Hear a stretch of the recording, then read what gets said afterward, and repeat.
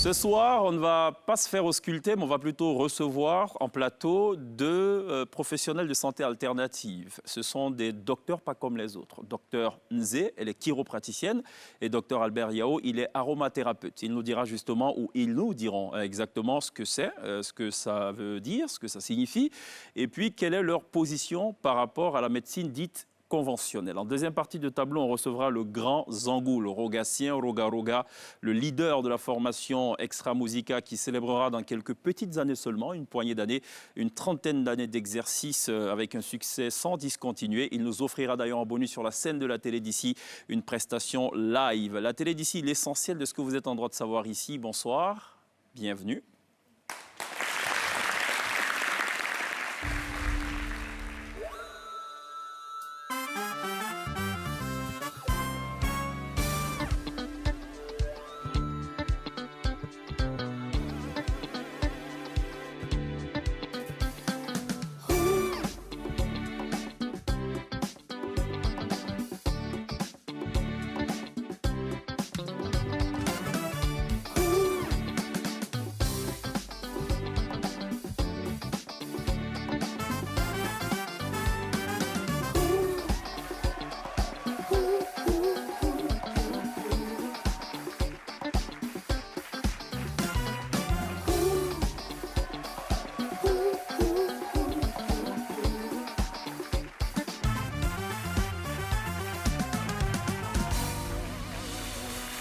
La télé d'ici, l'essentiel de ce que vous êtes en droit de savoir. Le rendez-vous, c'est tous les soirs de 18h45 à 19h45 sur la première chaîne de télévision privée. Ce soir, on reçoit des docteurs pas comme les autres. Docteur Adel Nzé, bonsoir, bienvenue. Bonsoir. Vous êtes chiropraticienne. Exactement. C'est quoi un chiropraticien? Alors, un docteur en chiropratique, c'est un professionnel de santé manuelle. Donc, c'est une personne qui va travailler avec ses mains. D'accord. Sur un patient. Généralement, c'est quelqu'un qui a un problème, donc qui veut du curatif, qui a mal, qui voudrait que ça parte. Et aussi aller en préventif. Donc, vous et moi, on se brosse les dents parce qu'on aimerait bien garder un sourire qui soit éclatant. Oui. Et on n'aimerait pas que ça se dégénère. Eh bien, c'est pareil pour le reste de notre corps. Donc, la colonne vertébrale, on a envie qu'elle soit en bonne santé. C'est elle qui va protéger nos nerfs. Notre boîte crânienne va protéger notre cerveau. C'est grâce à toutes ces informations-là qu'on va pouvoir digérer, qu'on va pouvoir bouger, qu'on va pouvoir dormir. Et quand ça se dégrade, ça ne va pas. Donc, on essaie de l'entretenir. D'accord. Vous n'utilisez jamais d'accessoires, scalpel ou... Enfin, non, pas du tout. Alors, ces accessoires-là, c'est vraiment très médical et c'est interventionniste. J'ai quelques accessoires, mais qui sont de toute façon au-dessus de la peau. Je ne traverse jamais la peau. D'accord. Il vous arrive de vous sentir mal? En tant que thérapeute? En tant qu'individu? Ah oui, bien sûr. D'accord. Aussi, effectivement. Et vous appliquez à vous-même cette pratique? Oui, alors moi, je ne peux pas m'auto-traiter. D'accord. Il faut forcément quelqu'un d'autre, un chiropraticien qui me traite. Mes collègues d'ailleurs, travaillent sur moi et inversement. Mais bien sûr, oui. Ah bah oui, je crois à 200%, à 500% à la prévention. Ça demande combien d'années de pratique, ça? Ou combien de mois, je ne sais pas, de formation? Les études se font en 6 ans. C'est un certain nombre d'heures de cours qui donnent un diplôme de doctorat en Europe. D'accord. Et parce qu'en France, le doctorat, c'est sur une profession qui a été issue d'une université d'État. Donc moi, j'ai un double diplôme français et européen. D'accord. Il n'y a pas d'université en Côte d'Ivoire pour l'instant. D'accord. Et donc, ce serait notamment un péché, enfin, pas péché, ce serait une grosse erreur de vous qualifier de médecin. Ah, bah non, en fait, c'est pas mon titre. D'accord, très bien. C'est pas mon titre. C'est bon à savoir. Albert Yao, bienvenue. Oui, bien, merci. Vous avez aussi le titre de docteur. Vous êtes un aromathérapeute. C'est quoi un aromathérapeute? Bien. Il y a arôme qui ressort. Est-ce que vous soignez par des arômes, des parfums, des senteurs? Non, non, c'est à partir des plantes de grande envergure. D'accord. Alors donc, l'aromathérapie, c'est une science qui détermine ici les plantes et les animaux. Donc j'utilise par moment les animaux. Pour soigner des gens? Pour soigner des patients. Plusieurs pathologies qui se présentent à nous. Oui. Alors je fais la composition de certaines plantes associées à d'autres éléments venant des animaux pour traiter le patient qui est en face de moi. D'accord. Il y a le coronavirus en ce moment. On parlait d'utiliser les animaux pour traiter. C'est inquiétant, ça. Ouais, non, mais... Vous utilisez le pangolin ou la chauve-souris? Oui, non, je n'utilise pas la chauve-souris. Ouais. Peut-être la vipère, le cobra. Oui. Voilà, il y a des éléments essentiels dans ces animaux-là. D'accord. Qui me permettent de faire la composition. Ok, bienvenue. Ça va, princesse? Oui. Ça va, Pierre? Ça va. D'accord. Vous serez des patients pas comme les autres ce soir, puisqu'en face, vous avez des docteurs pas comme les autres. Docteur, me disait, ça fait combien d'années que vous pratiquez la chiro? Comment je devrais dire? Alors, la spécialité, c'est là?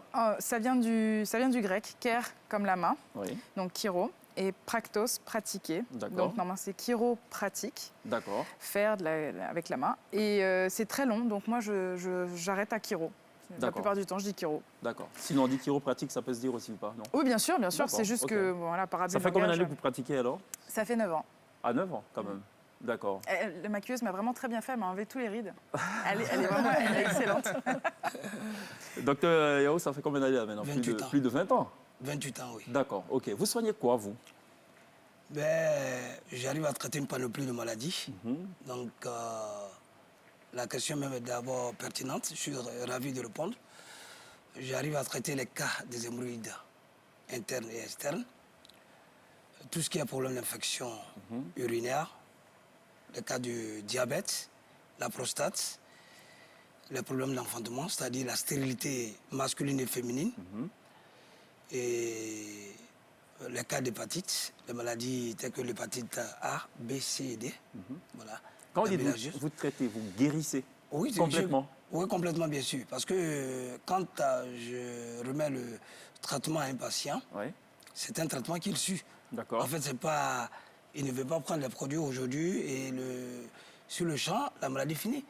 Donc, c'est au fur et à mesure. D'accord. Parce que le docteur soigne, mais c'est Dieu qui a toujours le dernier mot. D'accord. Qui apporte la guérison. D'accord, très bien. D'où est-ce que vous tenez votre savoir? Ce que je sais, c'est lié à la forêt ou ce que je sais. C'est un don que j'ai reçu à l'âge de 12 ans. D'accord. Voilà, au cours d'une partie de chasse. Et après tout ça, j'ai suivi une formation sur le plan thérapeutique.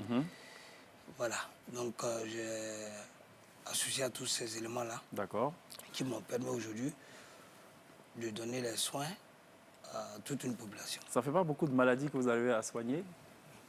Généralement, bon, vous n'êtes pas médecin, mais je veux dire, dans le cadre de la médecine, on a des spécialités. Vous avez apparemment, visiblement, une panoplie de spécialités. Pour un peu emprunter votre terme. Oui, bien sûr. Tout ça, pas c'est toutes des les dons maladies, dans tous les cas. Sinon, j'arrive à traiter les maladies que je viens de citer, pas toutes les maladies. Voilà, donc les cas que j'ai cités sont favorables au niveau de donner les soins. D'accord. Vous avez parlé de guérir. Vous guérissez complètement ou c'est juste les pathologies? Enfin, j'essaie de mettre c'est une guérison totale. Une guérison totale? Totale. Bien sûr, si le patient respecte les normes, les données, il n'y a pas de problème. D'accord. Il obtient une guérison indiscutable. D'accord. Docteur Nzé, vous êtes apparemment plus dans la prévention que dans la guérison. Me trompe-je? En fait, il y a deux parties à la chiropratique. Comme je disais, c'est curatif et préventif. Curatif, déjà, je vais circonscrire. Ma profession, ça reste quand même du domaine neuromusculo-squelettique. D'accord. Donc, de but en blanc, les gens qui vont venir me voir me connaissent parce qu'ils ont mal au dos, un lumbago, une sciatique, des maux de tête. Ils ont joué à quelque chose, à un maracana et à la cheville, une hernie discale. Et moi, je vais déjà proposer, après questionnement, anamnèse, examen des radios, IRM, proposer un diagnostic de travail. Donc ça veut dire que, par exemple, un patient peut venir et il a une tumeur. Je ne vais pas guérir son cancer. D'accord.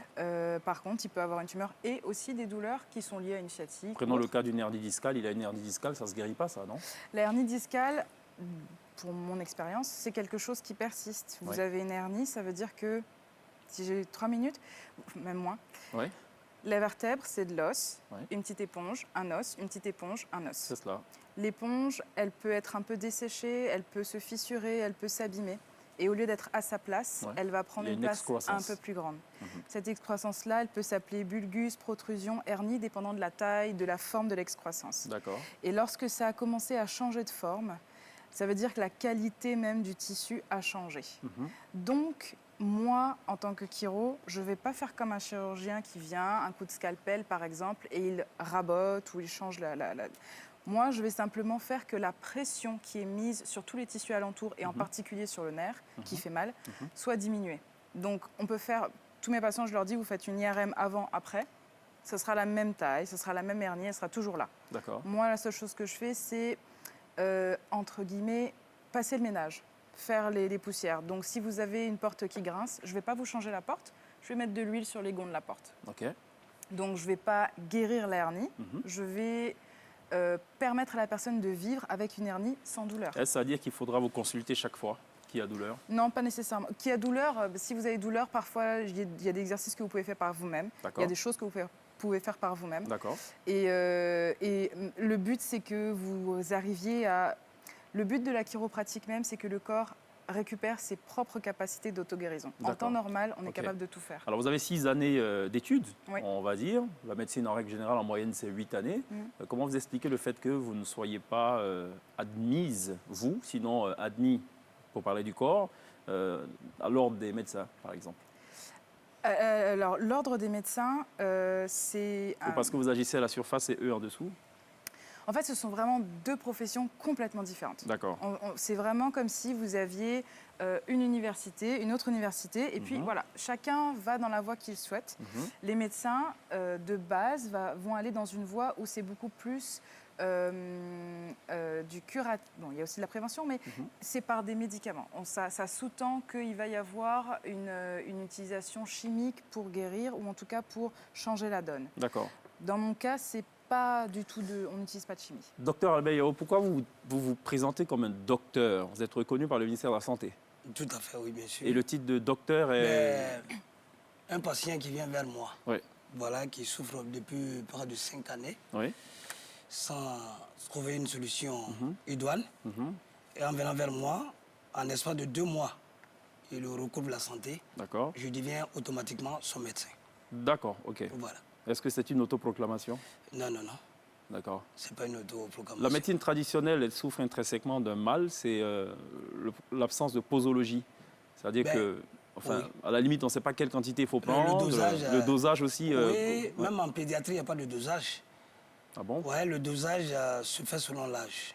Donc, c'est à partir de l'âge que je fais la composition de mes produits et le dosage de mes produits. D'accord. Pour un enfant qui a peut-être 6 ans et un adulte qui a peut-être 30 ans, n'ont pas les mêmes capacités de prendre les mêmes, la même posologie. D'accord. Voilà. Et le poids, du coup? Voilà. Vous laissez le poids en dehors de tout ça? Non. Quand je fais la composition d'abord, je tiens compte du poids de l'enfant et l'âge de l'enfant. C'est selon ça que je fais la composition. Voilà. Alors, même chez les adultes aussi, c'est pareil. D'accord. Pierre? Même en pédiatrie, il n'y a pas de dosage. Le dosage se fait selon l'âge. Alors, on a peut-être tendance à être plus rassuré par le docteur Nzé, qui, du coup, a suivi une formation pendant 6 années, qui exerce depuis 9 ans, donc un double diplôme. Alors, vous parlez d'un don que vous avez reçu, mais vous êtes reconnu par le ministère. Est-ce que c'est sanctionné, du coup, par une formation? Comment être sûr, donc, du coup, on bénéficie d'un bon traitement, en fait Oui, mais ici, en Côte d'Ivoire, avant, nous ne sommes pas organisés. Mais maintenant, depuis près de 5 ans, la médecine traditionnelle ici en Côte d'Ivoire est reconnue.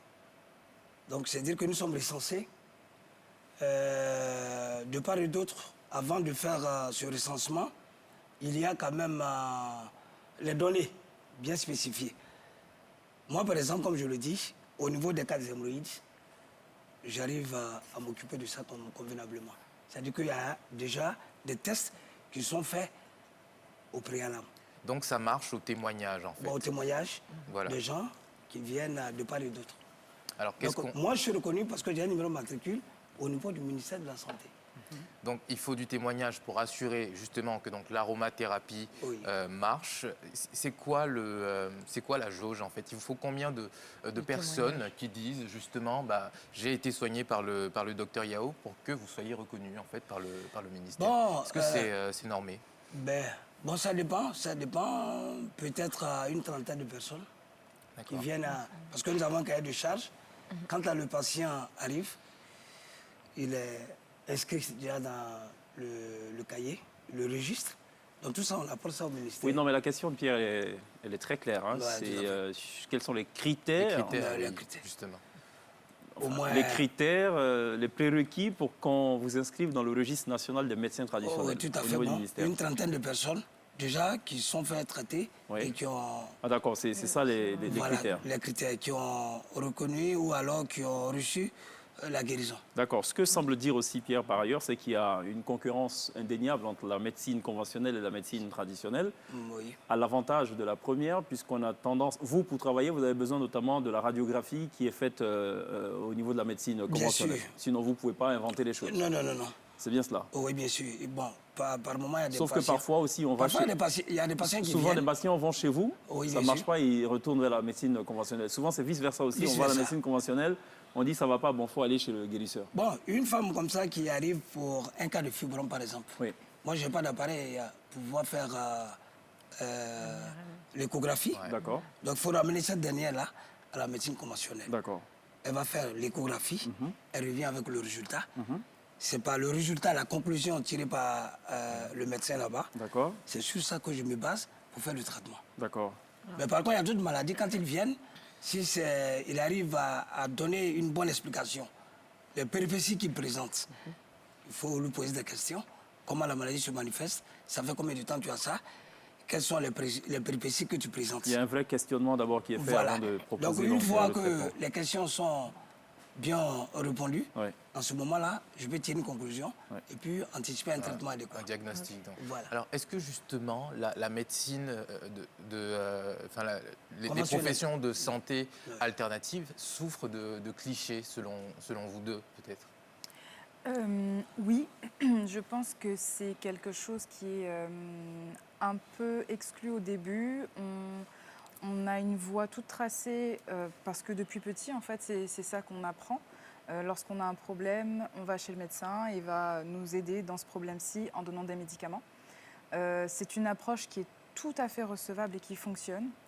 Tout le monde le vit. Mais je pense on ne sait pas qu'il existe d'autres manières de faire pour justement éviter que ces problèmes ne viennent.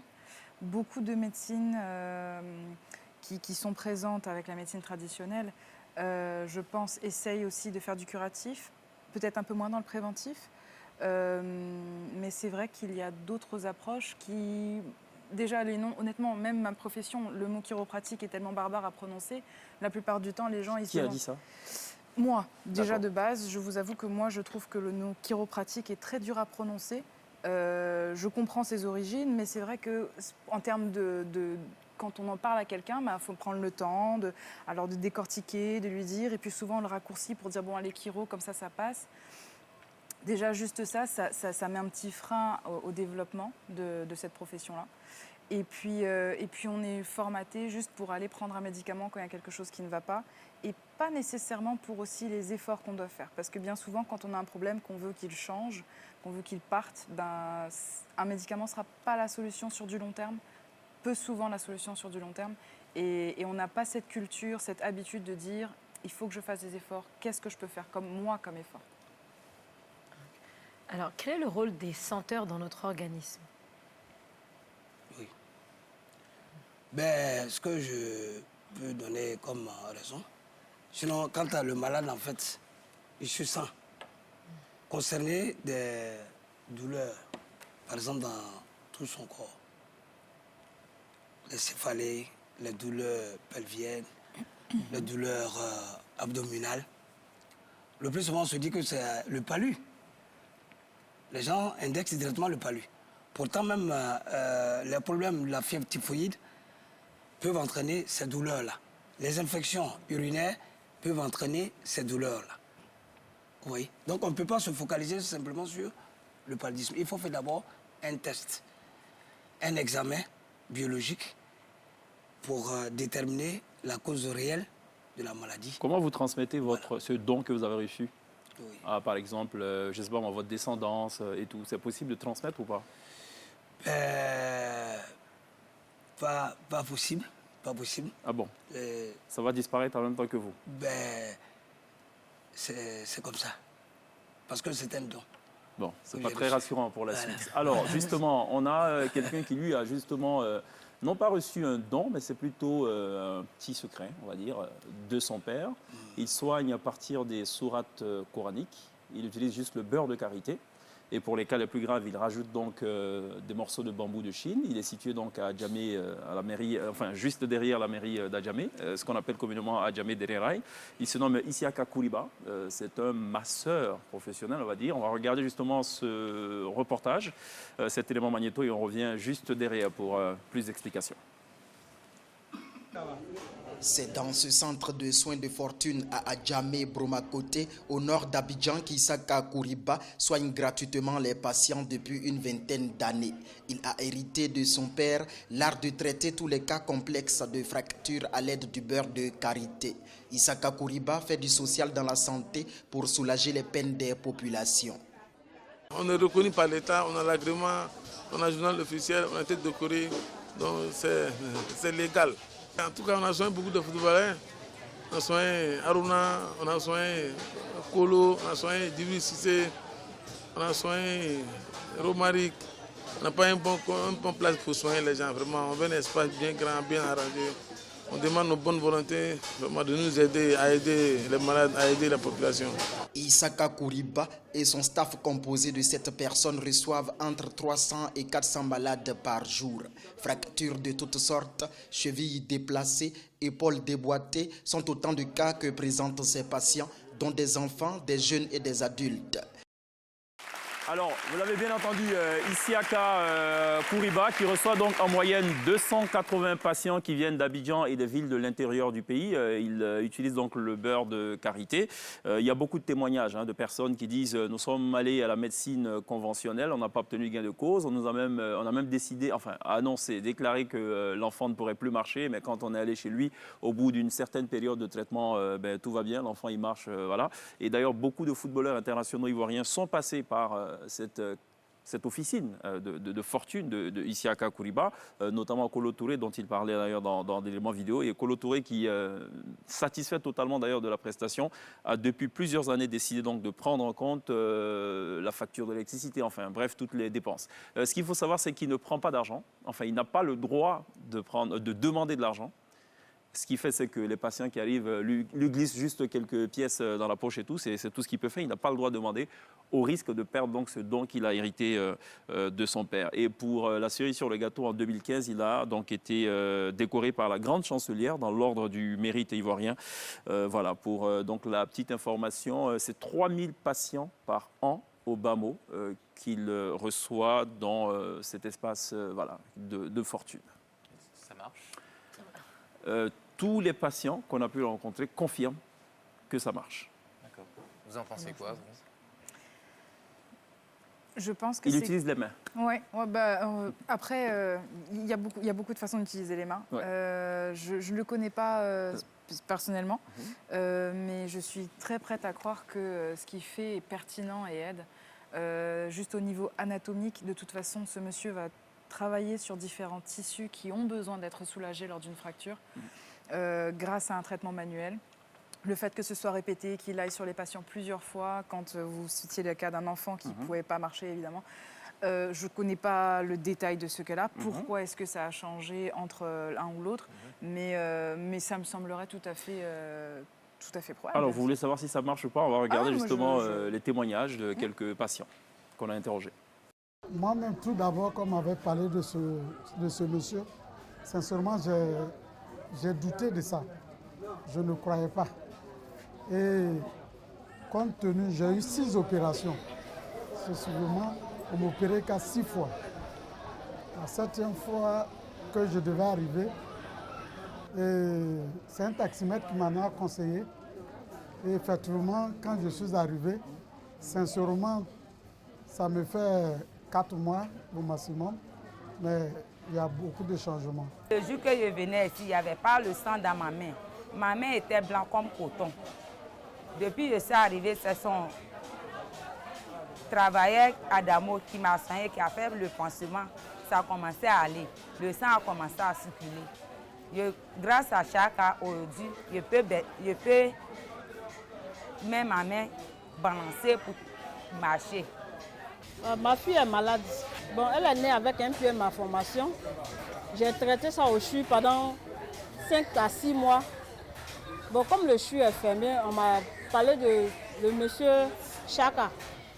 Donc je suis venue soigner ma fille. Ça va un peu, par la grâce de Dieu, ça va. Moi, ce ballon je jouais, au pied ici tombé, ma mère est déplacée. Grâce à lui, comme vous voyez actuellement, je peux faire beaucoup de mouvements et ça. Voilà, donc c'était l'avis de patient sur les prestations de Isiaka. C'est votre collègue, docteur Alveyo? Tout à fait. Je le connais très bien. Je l'encourage et je le félicite. D'accord. Voilà. Justement, est-ce que ça coûte... Là, on a vu dans ce cas-là, les patients ne paient pas. Mais alors, est-ce qu'on n'est pas plutôt tenté par la médecine conventionnelle parce que justement, c'est pris en charge par les assurances? Est-ce que c'est plus compliqué, plus cher de venir faire de la chiropratique?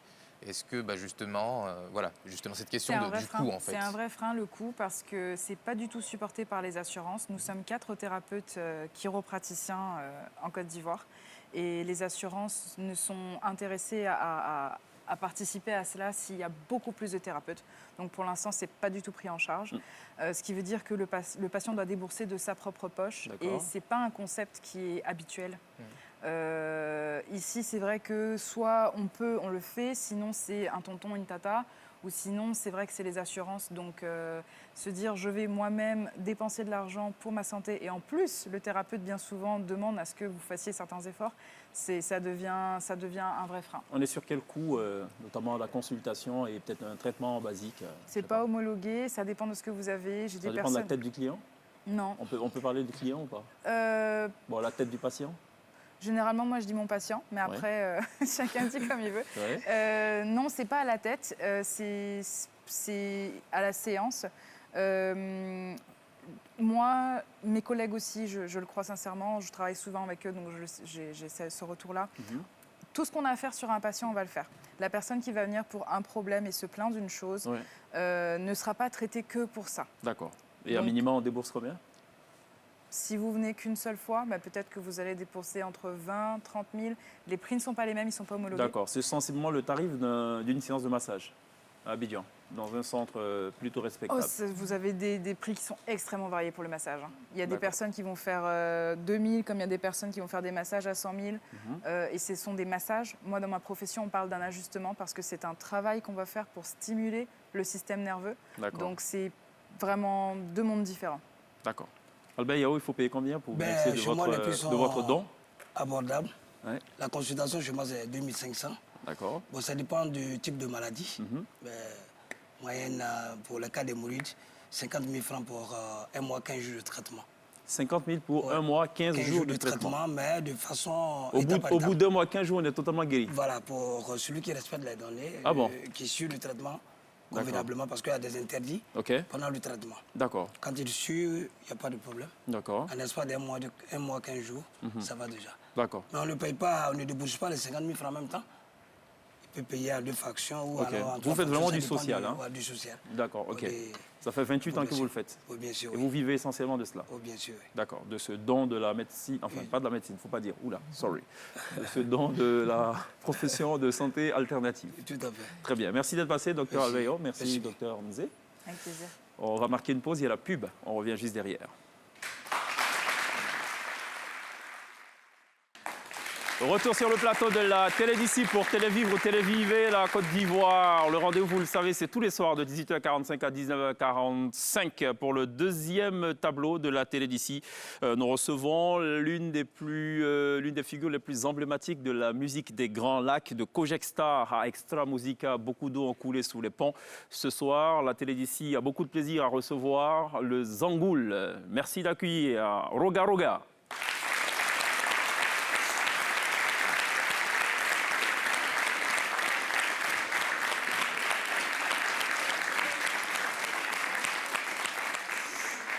Bienvenue Roga Roga à la Télé d'ici. Merci. Ça va? Très bien. Bon, Roga Roga, il est chez lui en Côte d'Ivoire. Hein? Ouais. Donc il n'y a pas de présentation à faire? Depuis. Depuis, hein? Depuis, c'est chez Angers.